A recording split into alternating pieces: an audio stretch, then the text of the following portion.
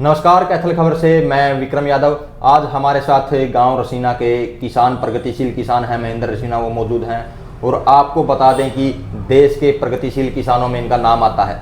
और आपको बता दें कि अभी हाल ही में दिल्ली में हुए कृषि अनुसंधान विज्ञान केंद्र में इनको बुलाया गया और वहाँ इनको अवार्ड से सम्मानित किया गया। तो वहाँ आपको बता दें कि देश के सिलेक्टेड जो प्रगतिशील किसान थे वो वहाँ आए हुए थे और उनमें महेंद्र सिंह रसीना को सम्मान मिला है। तो इनसे बातचीत करेंगे कि किस तरह की ये खेती, प्रगतिशील खेती में जिस तरह से इन्होंने नाम कमाया है, किस तरह से कमाया है और किस तरह का अवार्ड इनको मिला है। तो आपको बता दें कि इनके अवार्ड की आसपास काफ़ी चर्चाएं भी हो रही हैं और इन्होंने आपको बता दें कि किस तरह से खेती में भी इतना ऊंचा जो नाम है इन्होंने कमाया है। तो आइए सबसे पहले इनसे बातचीत कर लेते हैं कि क्या कुछ इनका कहना है इस अचीवमेंट को लेकर। जी महेंद्र जी, सबसे पहले तो बहुत बहुत बधाई हो आपको। बधाई आपको भी जी।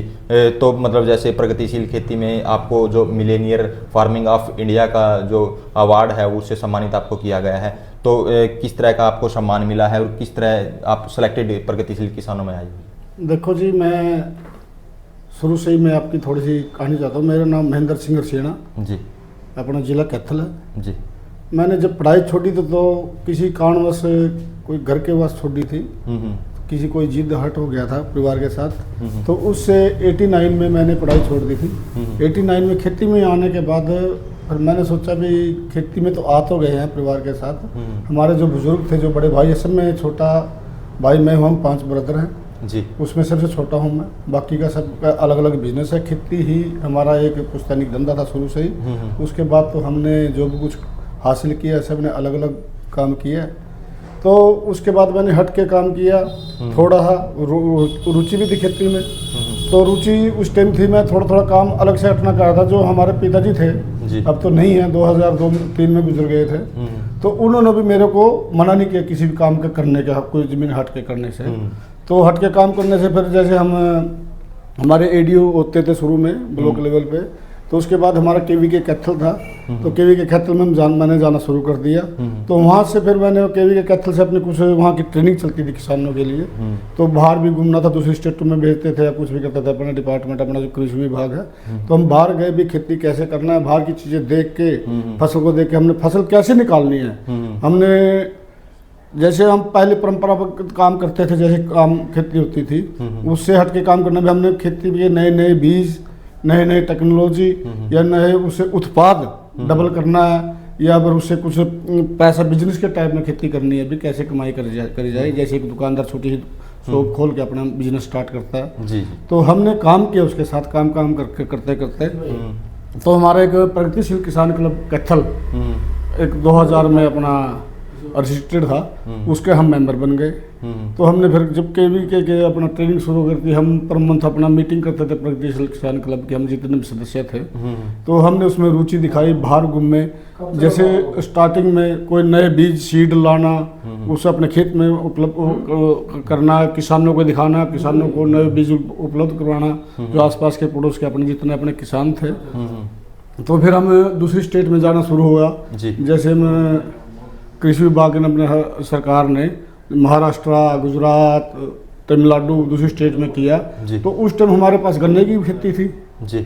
हम पिताजी भी करते थे, हम भी करते थे। हमारे हरियाणा में जो गन्ने खेती थी, वो हमारे जो पर एकड़ की पैदावार थी 250 से 300 क्विंटल तक ही सीमित रहती थी। जब हम दूसरी स्टेट में गए तो वहाँ की पैदावार हमने लो स्टेज पे 700 से लेकर 1100-1200 क्विंटल पर एकड़ का उत्पादन था। तो हम वहाँ का देख के हम हैरान रह गए कि हमारा खर्च इतना है, उनकी पैदावार इतनी है, हमारे से 2 से 2.5-3 गुना पैदावार लेते हैं गन्ने की।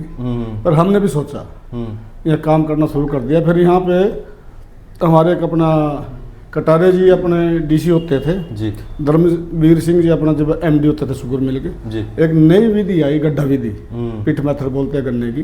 तो स्टार्टिंग में लॉन्च हुई तो वो मशीन भी चाहिए थी, उन्होंने मेरे को मशीन उपलब्ध करवा दी जी। अपना सब्सिडी पे हमने मशीन ले ली और पिट मेथड से हमने अपने सबसे पहले मेरे फार्म पे काम हुआ। डीसी साहब ने मेरे फार्म में प्रोग्राम भी किया 2007 में जी। तो हमने फिर भी अपनी कोशिश करके मैंने उस साल 10 एकड़ गड्ढा विधि से गन्ना लगाया जी। तो गन्ना लगाने के बाद जब मैंने अपनी एवरेज निकाल ली, हम उनके अनुसार तो पहुंच नहीं सके। जैसे 1100-1200 क्विंटल गन्ना था, फिर भी हमने उस टाइम 800 से 900 क्विंटल तक गन्ना प्राप्त कर लिया जी। एक गन्ने का वेट, जी। जब 26 जनवरी 2010 को मेरे को सम्मानित किया यहाँ पे जी गणतंत्र दिवस पे, जी तो एक गन्ने का वजन, मेरे गन्ने की हाइट थी ना कम से कम भी 9-10 फुट 10 फुट 11 फुट के आसपास थी। कम से कम एक गन्ने का वेट कम से कम भी 7 या 8 किलो के वजन का था। जी। तो जैसे 89 में आपने शुरुआत की थी, 2010 में पहला सम्मान आपको मिला था, यही बोल सकते हैं ना? हाँ। तो मतलब कितने एकड़ की आप इस तरह की जो प्रगतिशील खेती है वो करते हैं जी? फिर तो हमारी रुचि बढ़ गई। अच्छा जी। हर एक फसल पे होगी, जैसे गन्ने पे हमने रुचि ली, हमारे को सम्मान मिला, सरकार ने हमारे को सम्मानित किया, तो बाहर भी जाते रहे, फिर देखते रहे भी हम तो फिर दूसरी फसलों में भी, जैसे गेहूं की फसल है, धान की जीरी की फसल है, या कोई और वेजिटेबल की फसल है, हम तो फिर हमने ये सोच लिया भी एक ही गन्ने की फसल से काम नहीं चलेगा, काम तो लगभग सारी फसलों से चलेगा, हर एक सीजन की फसल से चलेगा। फिर उन्होंने हमारे हर एक उसमें नई टेक्नोलॉजी से काम करना शुरू कर दिया। फिर हमने एक जीरो टिलेज, जो तप्पड़ बिजाई बोलते हैं गेहूं की, एक मशीन आई, तो उससे सबसे पहले हमने फिर जैसे गेहूं की बिजाई करते थे लोग, अपना बाई के करते थे, कच्चा भी ज़्यादा बचता था या कुछ भी होता था, तो हमने एक मशीन आई, फिर उसको अपने फार्म पे अडोप्ट किया और गेहूं की जीरो टिलेज से बिजाई की, तो उसमें भी हमारी पैदावार 1.5 गुनी आई और जो हमारा खर्चा कम हो गया, तो उससे भी हमारे को सीख मिली। फिर आसपास के जितने भी किसान थे उनको पता लग गया, जीरो टिल आज तक वो भी दी जीरो टिलेज चल रही है। उसके बाद उसी मशीन से, उसमें मशीन से बदल कर उसमें फिर धान की सीधी बिजाई भी आ गई। जी। तो मतलब जो भी आप खेती वगैरह करते हो, मतलब फसलें तो यही होती हैं, लेकिन नई विधि अपनाते हो, नई विधि, यही बोल सकते हैं ना? हाँ। तो कितने के एकड़ की आप मतलब इस टाइम खेती? अब इस टाइम हमारे पास 55 से 60 एकड़ जी जमीन की हम खेती करते हैं जी, जिसमें हम वेजिटेबल भी लेते हैं जी, वीट भी है, ग्राम भी है, मस्टर्ड भी है जी, और अपना जितने भी जो भी मौसम के हिसाब से हमारे खेत में होती है वो हम फसल लेते जी। तो महेंद्र जी, जो मिलेनियर फार्मिंग का आपको अवार्ड मिला है दिल्ली में, तो किस हिसाब से आपकी सिलेक्शन हुई थी? हमारे मलेरियन फार्म अपना FOMI इसको अवार्ड बोलते हैं जी, ऑल इंडिया से अवार्ड था। एक कृषि जागरण पत्रिका होती है जो नेशनल पत्रिका है जी, उन्होंने ये अपना 1 साल से वो तैयारी में थे जी। हमने एक किसान को जो मिलेनियन किसान है जी, फार्मर है जो इंडिया के, हमने वो सिलेक्ट करने हैं जी, उन्होंने अपने जो ICR के थ्रू जो अटारी जोन होते हैं हमारे वहाँ के, हमारा अटारी जोन जोधपुर है जो अपना हरियाणा स्टेट का है, वहाँ से सिलेक्शन करके वहाँ से नाम उन्होंने मांगे। जब मेरा नाम KVK कैथल से गया तो KVK कैथल ने इसलिए नाम भेजा कि मैंने 2007 से लेकर 2011-12 में मैंने सबसे पहले नेशनल अवार्ड जीत लिया मैंने ICR से। अच्छा जी, उसके बाद तो मेरे कृषि रत्न भी 2019 में आ गया, किसान रत्न भी मेरा 2021-22 में आ गया। फिर पिछले अब मार्च में 2023 में अपना हमारे मुख्यमंत्री मनोहर लाल जी ने एक सरकार ने प्रगतिशील किसान जो सम्मान देना था उसके लिए अवार्ड घोषित किए थे, 1st, 2nd और 3rd के लिए। तो उसमें मेरा ऑल हरियाणा में 3रा स्थान प्राप्त हुआ, जिसको मेरे 12 मार्च और 2023 को हिसार किसान मेले में प्रगतिशील किसान से सम्मानित किया, जिसकी 1 लाख पुरस्कार राशि थी। जी।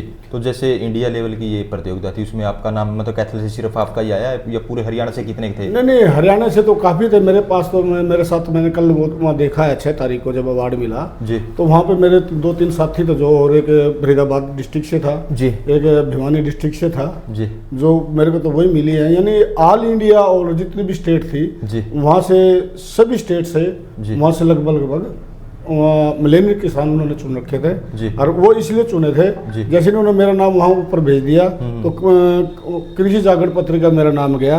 तो आज से 10 दिन पहले उन्होंने मेरे पास टेलीफोन आया वहाँ से भी आपका नाम यहाँ पे हमारे पास आ गया है, प्रगतिशील किसान होने के नाते हम एक अवार्ड देने के लिए अवार्ड देंगे, आप उसको हम इंटरव्यू लेंगे। तो उन्होंने मेरे टाइम लिया 5 मिनट का उन्होंने मेरा इंटरव्यू लिया, जो उन्होंने जितने भी क्वेश्चन पूछे मेरे लगभग 10 क्वेश्चन पूछे फसल के रिलेटेड, खेती के रिलेटेड, वो 10 के 10 क्वेश्चन मेरे पास हो गए जी। फिर उन्होंने मेरे से अपना जो भी खेती की मेरी फोटो थी, जो भी कुछ था लिया, एक्सपीरियंस जो आज के दौर में उन्होंने वो मांगा और मेरा नाम सिलेक्शन हो गया। उनको मेरे को 6 तारीख को बुला के मेरे को अवार्ड दे दिया जी। तो ये सर्टिफिकेट था आपका? उन्होंने मेरा ये सर्टिफिकेट और ये ट्रॉफी आपको? ये ट्रॉफी है। अच्छा जी, ये सबसे बड़ा सम्मान है ऑल इंडिया के तौर पे जी। यानी मिलेनियर का नाम होता है लखपति किसान जी, तो उस श्रेणी में आ गया? उस श्रेणी में आ गया जी। तो महेंद्र जी एक बात बताइए, जैसे कुछ लोग मतलब ये सोचते हैं कि भी जो खेती है घाटे का सौदा है, तो आपने काफ़ी अचीवमेंट इस फील्ड में की है। नहीं, मैंने सोचा है, कल भी वो काफ़ी ऑल इंडिया से किसान थे, उसमें लेडीज किसान भी थी वहाँ पे। जी। ऑल इंडिया असम से थी, तमिलनाडु से थी, कर्नाटका से थे जी। कुछ वहाँ लेडीज किसान को भी सम्मान किया गया। उसमें हमने देखा भी सबका आपस में डिस्कस होती है अब आप फार्मर से, तो हमने आज वो दौर नहीं रहा जो पहले वाला दौर था। जी। पहले कहते थे किसान घाटे का सौदा है, वो आज के ज़माने के तौर पे आज किसान तो डिजिटल किसान बनना चाह रहा है। जी जी जी। आप देखो ना, डिजिटल किसान है और बिजनेस के टाइप से किसान करता है। अभी लखपति तो उन्होंने मलेरिया का नाम है लखपति किसान। जी। तो लखपति किसान कहा जाता है, तो लखपति का मतलब है भी लाख से ऊपर किसान, या करोड़पति हो चाहे कैसी भी हो, किसान वहां तक पहुंचे। जी। किसान आम किसान नहीं रहे भाई, किसान का तभी किसान है। किसान का सामान पता है कितना होता है? अन्नदाता होता है। जी जी। नहीं मतलब वहाँ जैसे आपका नाम आया है, मिलीनियर में आपका नाम आया, तो किसानों को किस तरह की आप सलाह देंगे कि किस तरह से आपको खेती में जैसे आपने अचीवमेंट प्राप्त की है इस तरह से और किसान भी इससे मतलब वीडियो से सीखें, आपसे कोई सलाह लेनी हो मतलब कहाँ मिले और किस क्या कुछ सलाह आप किसानों को दें? हम किसानों को यही सलाह देते हैं जी। जो हमारे युवा किसान हैं। जी। पहले हमारे किसान अनपढ़ किसान होते थे, उन्होंने पता नहीं होता था बेचारे, उन्हें खेती से निर्भर करते थे, उनका अपना एक्सपीरियंस होता था। जी। आज तो युवा है जो किसान, पढ़े लिखे किसान हैं, आज जो खेती है नई टेक्नोलॉजी खेती है और बिजनेस करने की खेती है, इसमें कई लाखों रुपए कमाए जाते हैं। ये नहीं अभी जैसे एक कंपनी ने किसी ने अपनी कंपनी खोल रखी है और उसी कंपनी से अपनी इंडस्ट्री बना के, ये कच्चा माल तो जितनी बड़ी बड़ी फैक्ट्री है, यानी अपना इंडिया का किसान आज भी 70% किसान, अपने इंडिया की जो आबादी है तो खुशहाल है, तो 70% अपना भारत आज किसान पर निर्भर होता है। जी। और किसान पर निर्भर होने के नाते जितना कच्चा उत्पाद है, जो जितनी भी इंडस्ट्री के जो 70% बोलते हैं भी किसान की अब सारा होता है, तो उसका कच्चा माल जो वो उत्पादन बोलते हैं तो किसान के पास है वो, और वो उसका लाभ दूसरे उठा रहे थे। वो उसको प्रोसेस करके या कुछ भी करके वो बाजार में उतार रहे थे। एक आलू को लगा लो, एक 100 ग्राम का आलू वो 20 उसमें 100 रुपये किलो तक बेच रहे हैं। और जिसमें किसान का आलू जा रहा है 2 रुपये का, 4 रुपये किलो या 5 रुपये किलो जा रहा है। जी। ऐसी चावल का सिस्टम है, ऐसी व्हीट का सिस्टम है, ऐसी फ्रूट का सिस्टम है। जी। तो अगर कोई किसान आपसे सलाह लेना चाहे, जैसे फार्म भी आपने बना रखा है गांव में, तो कितने एकड़ में फार्म बना रखा है और मतलब किस टाइम आप उपलब्ध होंगे और क्या कुछ बेस्ट सलाह आप किसानों को? देखो, मेरा जो फ़ोन नंबर है जी, वो मैं कभी उसको तकरीबन बंद नहीं करता मैं। जी जी। मेरा फ़ोन जो ऑल इंडिया से फ़ोन आते हैं जी, किसानों के आते हैं जी, तो जिस भी तरह की जो उसको सलाह दी जाती है, सलाह लेते हैं किसी भी चीज़ की, तो खेती के रिलेटेड मैं उनको सलाह देता हूँ। और ट्रेनिंग भी मैं कहीं वो मेरे को बुला लेते हैं, मैं वहाँ ट्रेनिंग भी करना चाहता हूँ। जी।